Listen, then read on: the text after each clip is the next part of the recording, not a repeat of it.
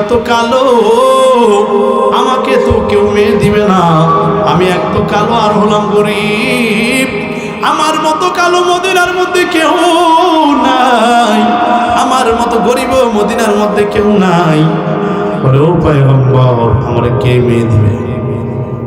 আল্লাহর পয়গম্বর ডেকে বলেন, ও জুলাইব, মদিনার মধ্যে সব থেকে ধনী দলপতি হলো আব্দুল ওয়াহাব, বড় ব্যবসায়ী। তুমি তার কাছে গিয়া কও তার সুন্দরী একটা মেয়ে আছে, তুমি বলো পয়গম্বর তোমার এই সুন্দরী মেয়েটার সাথে আমাকে বিবাহ দেওয়ার জন্য বলেছেন।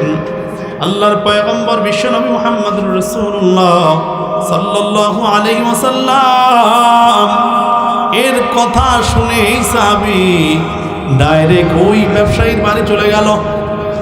ব্যবসায়ীর বাড়ির মধ্যে গিয়ে ডেকে বলো, পয়গম্বরের সাহাবী ভালো করে শুনেন, আল্লাহর পয়গম্বর তোমার মেয়ের সাথে আমাকে বিবাহ দেওয়ার জন্য বলেছে।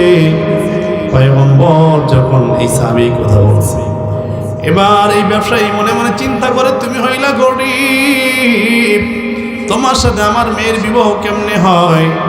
তোমার টাকা নাই, পয়সা নাই, চেহারায়ও তেমন কোনো সৌন্দর্য নাই। আল্লাহর বান্দা যখন এই কথা বলেছে, এই ব্যবসায়ী তাকে ফিরে দেয়, কয় যাও যাও, তোমার সাথে আমার মেয়ের বিবাহ দেওয়া হবে না। এবার আল্লাহর বান্দা পরাক্রান্ত হৃদয় নিয়ে ময়দান বাড়ি থেকে বের হয়ে যায়। যখন বাড়ি থেকে বের হয়ে যাইতেছে, ঘরের মধ্যে থেকে তার মেয়ে ডেকে বলে, বাবা ভালো করে শুনে নাও, ওই সাহাবী কেন আসলো, আবার কেন যায়? বলে না মেয়ে, তোমার জানার দরকার নাই। বলে বাবা বলেন। বলে তোমার জানার দরকার নাই, আপনি একটু বলেন। বলে আমার পয়গম্বর তোমার ব্যাপারে বিবাহের প্রস্তাব নিয়ে এই সাহাবীকে পাঠাইছে, কিন্তু এই সাহাবী তো গরিব, এই সাহাবী তো টাকা নাই, পয়সা নাই, এই সাহাবী তো ধনীও না, তার বংশের কোনো পরিচয় নাই। এবার এই মেয়েটা ডেকে বলে, বাবা ভালো করে শুনেন, যদিও সাহাবী গরিব, যদিও তার টাকা পয়সা নাই, যদিও তার কোনো বংশের পরিচয় নাই, যদিও তার কোনো সম্পদ নাই, চেহারা নাই, তার কোনো কিছুর দরকার নাই, আমার ব্যাপারে মদিনাওয়ালা মুহাম্মদুর রাসূলুল্লাহ বিবাহের প্রস্তাব দিয়ে পাঠিয়েছে। মদিনার মধ্যে সব থেকে সৌভাগ্যবান মহিলা আমি, পয়গম্বর আমার ব্যাপারে তার সাহাবীর জন্য বিবাহের প্রস্তাব দিয়েছে, আমি যদি ফিরে দেই, আল্লাহর পয়গম্বর কষ্ট পাবে, হাসরের ময়দানে যদি আমার হিসাবের কাঠগড়ায় দাঁড় করায় দেয়। ও পয়গম্বরের সাহাবী ভালো করে শুনে নাও, ও বাবা তুমি বিবাহের আয়োজন করে দাও, আমি এই সাহাবীর বিবাহের প্রস্তাবে রাজি। চিৎকার করে বলেন সুবহানাল্লাহ। এবার সাহাবীকে ডাকা হলো, বিবাহের আয়োজন করে দেওয়া হলো। বিবাহের আয়োজন করার পর সাহাবীর বিবাহ হয়ে গেল। বাসর রাত, এমত অবস্থায় হঠাৎ করে মদিনা থেকে আওয়াজ, আল্লাহর পয়গম্বর উহুদের জন্য, যুদ্ধের জন্য ডাক দিয়েছেন।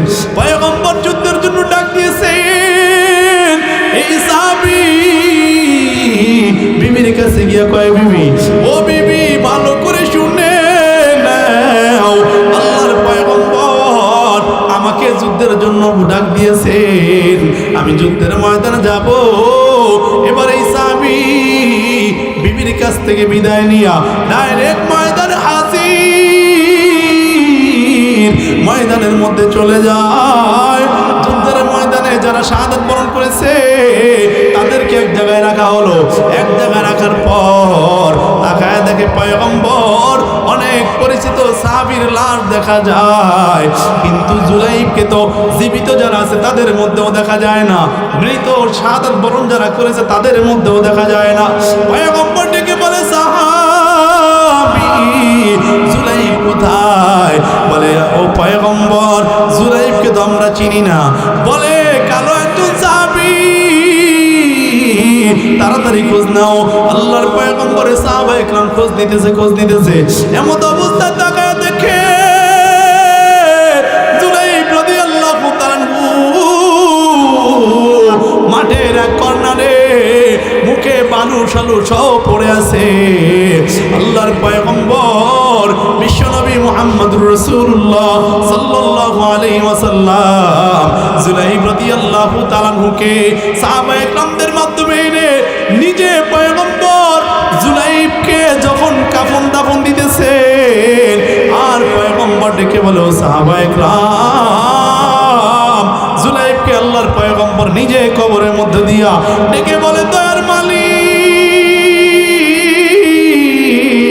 আমি জুলাইবের উপর রাজি আল্লাহ তুমিও রাজি হয়ে যাও চিৎকার করে বলেন সুবহানাল্লাহ এর নবীর উম্মতের দল ভালো করে শুনে নাও অনেক সাহাবায়ে কেরাম ডেকে বলেন এই লাশটা যদি তো জুলাইব তোর না হইয়া আমার হইতো কতই না ভালো হইতো এই ছিল সাহাবায়ে কেরাম যুদ্ধের ময়দানে নিজের স্ত্রীর কথা ভুলে গিয়েছে নিজের সন্তানের কথা ভুলে গিয়েছে সারা দুনিয়ার সমস্ত কিছুর কথা ভুলে গিয়েছে কিন্তু পয়গম্বরের আদর্শকে ভুলে নাই কথা ঠিক না ঠিক করে কর হে মুসলমান পয়গম্বরের সাহাবী এবং নাতি হযরত হুসাইন রাদিয়াল্লাহু তাআলা যুদ্ধের ময়দানে শাহাদাত বরণ করেছেন এরকম একজন দুইজন তিনজন নয় হাজার হাজার সাহাবায়ে কেরাম আল্লাহর পয়গম্বর দ্বীনের জন্য জীবন পর্যন্ত দিয়ে দিয়েছেন ওই আলহামদুলিল্লাহ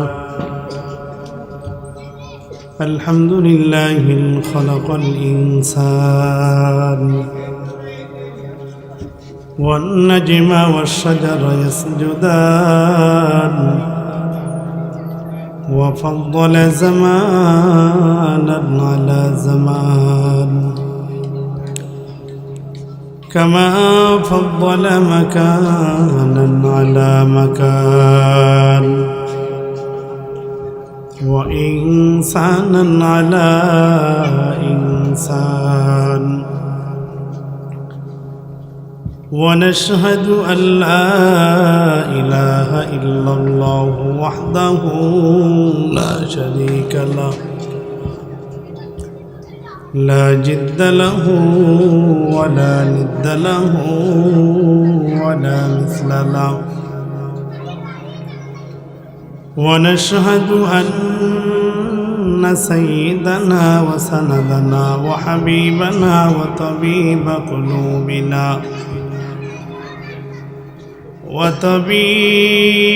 قلوبنا ومولانا محمدا عبده ورسوله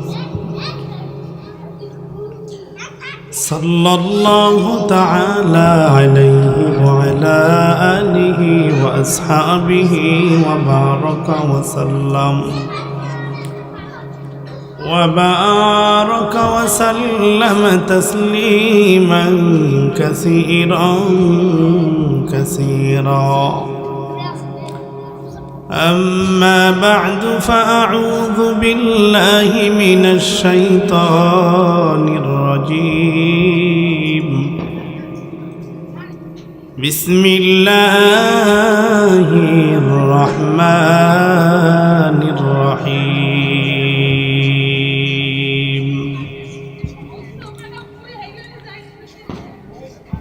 يا أيها الناس اعبدوا ربكم الذي خلقكم والذين من قبلكم لعلكم تتقون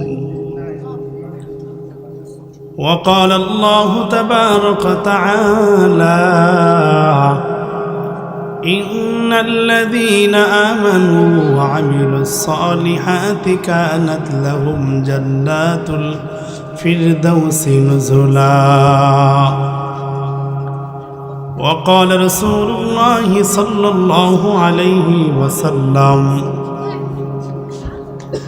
الإيمان إقرار باللسان وتصديق بالجنان وعمل بالأركان أو كما قال عليه الصلاة والسلام صدق الله مولانا العظيم وصدق رسوله النبي الكريم ونحن على ذلك من الشاهدين والشاكرين والذاكرين والحمد لله رب العالمين